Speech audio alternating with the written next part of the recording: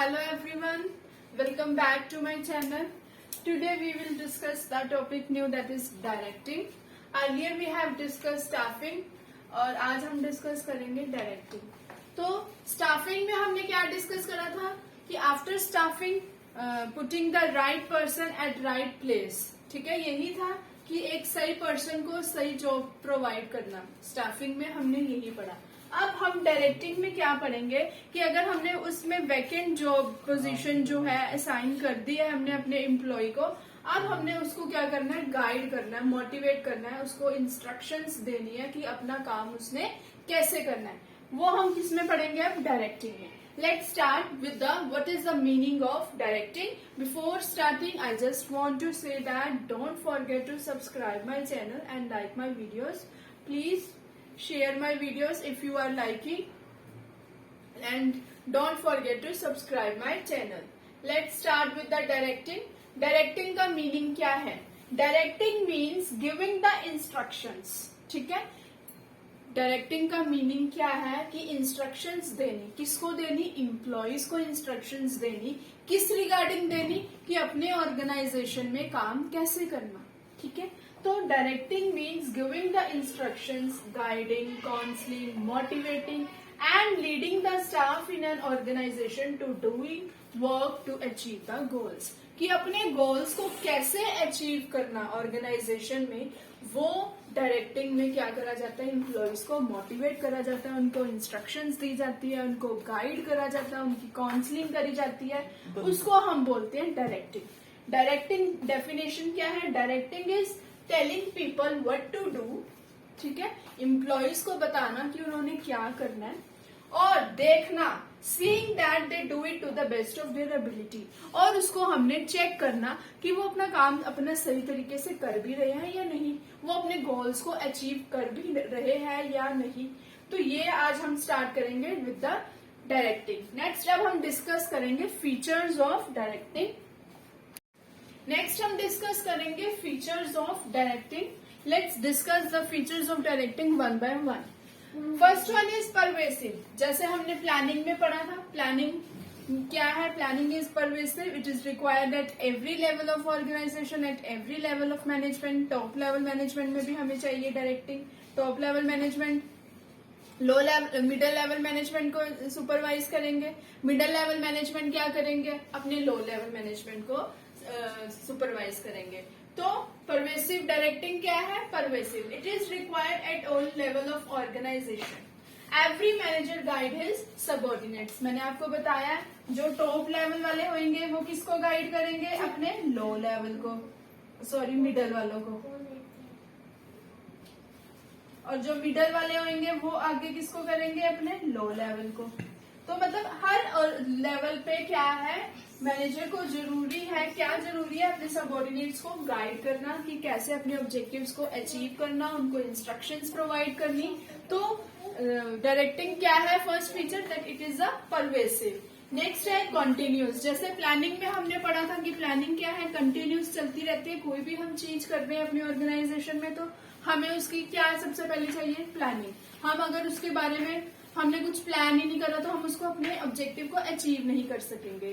तो सबसे पहले हमारी जो फर्स्ट जो मेन फंक्शन है वो हमारा क्या था? प्लानिंग.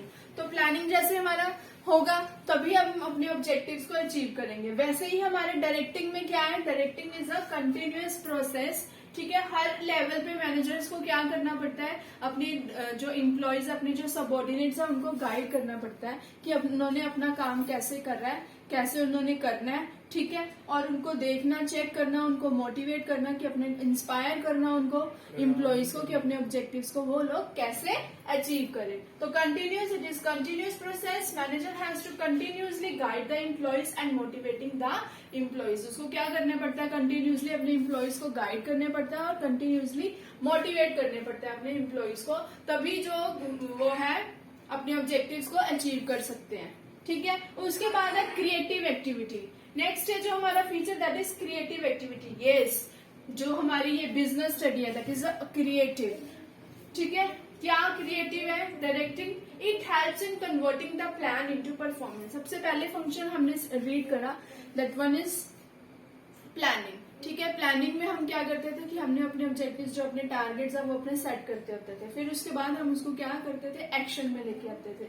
वैसे ही अब डायरेक्टिंग में क्या है, हमने जो अपने प्लानिंग करी है अब उसको हमने क्या करना है, एक्शन में लेके आना है। It helps in converting the plan into performance. Without this function, अगर ये फंक्शन ना हो तो पीपल जो है वो क्या होंगे, become inactive and physical resources are fail, means meaningless. ठीक है, क्रिएटिव एक्टिविटी में क्या कह रहा है वो कि जो अगर हमारी ऑर्गेनाइजेशन में क्रिएटिविटी नहीं होगी, ठीक है, जो पीपल क्या हो जाएंगे, वो इनएक्टिव हो जाएंगे। ठीक है, उनको अगर कोई कंटिन्यूसली चेक नहीं कर रहा, उनको कोई मोटिवेट नहीं कर रहा, ठीक है, तो जो लोग हैं, जो सबऑर्डिनेट्स है, वो क्या हो जाएंगे, उसमें ऑर्गेनाइजेशन में इनएक्टिव हो जाएंगे, वो काम की तरफ कंसंट्रेट नहीं करेंगे।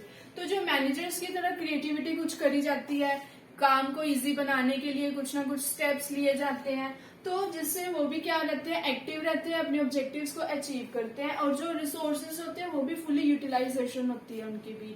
ठीक है, अगर क्रिएटिविटी कुछ भी नहीं होगी ऑर्गेनाइजेशन में तो पीपल भी बोर हो जाएंगे काम कर करके, वही कुछ क्रिएटिव नहीं है, कुछ नया नहीं है, बस जो रूटीनली काम चली जा रहा है बस, तो उससे जो रिसोर्सेज भी हो जाएंगे वो क्या हो जाएंगे, मीनिंगलेस हो जाएंगे।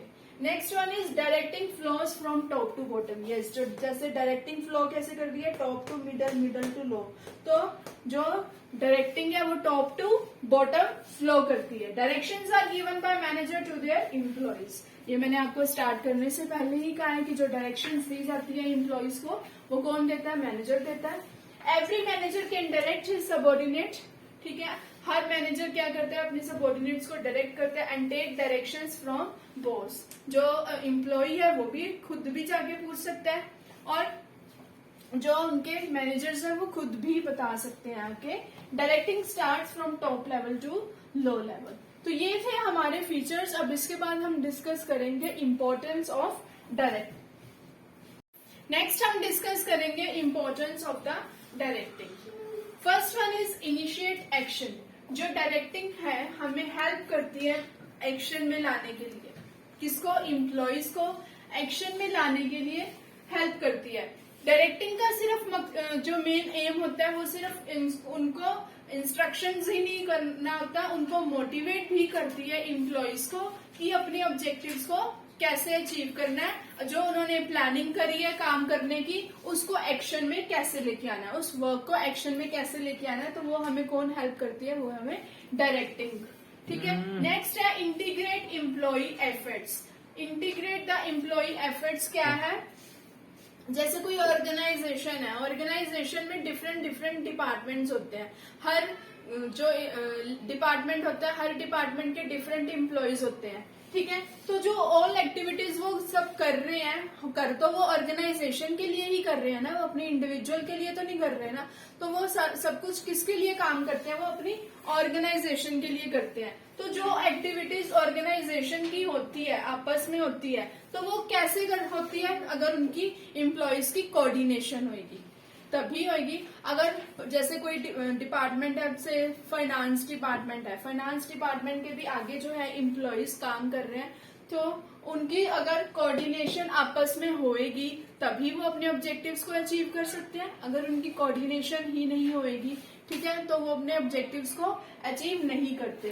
तो जो डायरेक्टिंग है वो अपने एम्प्लॉयज, हर जो सुपीरियर्स है वो हर अपने एम्प्लॉयज को, अपने सबऑर्डिनेट्स को गाइड करते हैं, तो जिससे जो और सारी एक्टिविटीज क्या होती है, इंटर रिलेटेड होती है। It is necessary to coordinate the all the activities. ठीक है, नेक्स्ट है, होप ये आपको पॉइंट क्लियर हो गया हो। मैं फिर से आपको समझाती हूँ। इंटीग्रेट एम्प्लॉय एफर्ट्स में ये क्या कह रहा है कि जो एम्प्लॉयज है वो अपना काम करते हैं, किसके लिए करते हैं, ऑर्गेनाइजेशन के लिए। ऑर्गेनाइजेशन में क्या है, डिफरेंट डिपार्टमेंट्स हैं, डिफरेंट डिपार्टमेंट्स के हर डिफरेंट एम्प्लॉयज हैं। ठीक है, तो सब ऑर्गेनाइजेशन के लिए काम कर रहे हैं, तो जो अगर वो कैसे अपने ऑब्जेक्टिव्स को अचीव करेंगे, mainly the word is coordination. अगर उनमें कोऑर्डिनेशन होगा तभी वो अपने ऑब्जेक्टिव्स को अचीव करेंगे। Next one is means of motivation. Means of motivation में क्या है कि वो सिर्फ अपने जो एम्प्लॉयज को गाइड नहीं करते, इंस्ट्रक्ट नहीं करते, वो अपने एम्प्लॉयज को क्या करते हैं, मोटिवेट भी करते हैं कि जो अपने ऑब्जेक्टिव्स को, जो अपने वर्क को एफिशिएंटली करे ऑर्गेनाइजेशन में, ठीक है, और अपना बेस्ट दे सके अपने ऑर्गेनाइजेशन ऑब्जेक्टिव्स को अचीव करने में। नेक्स्ट है stability and balance in the organisation. जो बैलेंस है ऑर्गेनाइजेशन में, बैलेंस लेके चलना, ठीक है, वो क्या है, जरूरी है। Manager while performing directing function, instructing, guiding, supervising the employees in a manner that they are able to strike a balance between individual and organizational interest. Stability and balance, अगर उनमें इंडिविजुअल में और ऑर्गेनाइजेशनल इंटरेस्ट, जो person का individual interest है और जो organisational interest, वो क्या होना चाहिए, दोनों बैलेंस होना चाहिए। कैसे बैलेंस होना चाहिए कि कोई भी जो हम अपनी ऑर्गेनाइजेशन में काम कर रहे हैं, हम किस लिए कर रहे हैं, पैसा कमाने के लिए, ठीक है। हम पैसा कैसे कमाएंगे, अगर हम ऑर्गेनाइजेशन को काम अच्छा देंगे, अगर हम ऑर्गेनाइजेशन के ऑब्जेक्टिव्स टाइमली अचीव करेंगे तभी हम ज्यादा अर्न कर सकेंगे। अगर ज्यादा हमारी ऑर्गेनाइजेशन प्रॉफिट अर्न करेगी तो हमें उसमें से बोनस भी तो मिलेगा ना, ठीक है, तो हमें उसमें से ज्यादा बोनस भी तो मिलेगा। तो जो मेनली एक इंडिविजुअल का इंटरेस्ट और ऑर्गेनाइजेशनल इंटरेस्ट, इससे डायरेक्टिंग में क्या होता है, वो बैलेंस होता है। क्यों बैलेंस होता है, क्योंकि टाइमली टू टाइमली जो मैनेजर्स हैं वो अपने एम्प्लॉयज को क्या करते रहते हैं, गाइड करते हैं, ठीक है, उनको मोटिवेट करते हैं काम करने के लिए कि वो अपने वर्क क्या करे, एफिशिएंटली करे। तो इससे जो है ऑर्गेनाइजेशन में क्या रहता है, बैलेंस रहता है। तो ये थी हमारी इम्पोर्टेंस। मिलेंगे अब हम आपके साथ एक नए और नेक्स्ट टॉपिक के साथ, वो है एलिमेंट्स ऑफ स्टाफिंग, जिसको मैं 1 by 1 आपके साथ डिस्कस करूंगी। और अब मैं आपके साथ डेली न्यू टॉपिक के साथ मिलती रहूंगी। तो आज के लिए इतना ही, मिलती है अब हम आपके साथ एक और नए इंटरेस्टिंग टॉपिक के साथ, ठीक है। तो don't forget to subscribe my channel and like my videos. Thank you and have a nice day.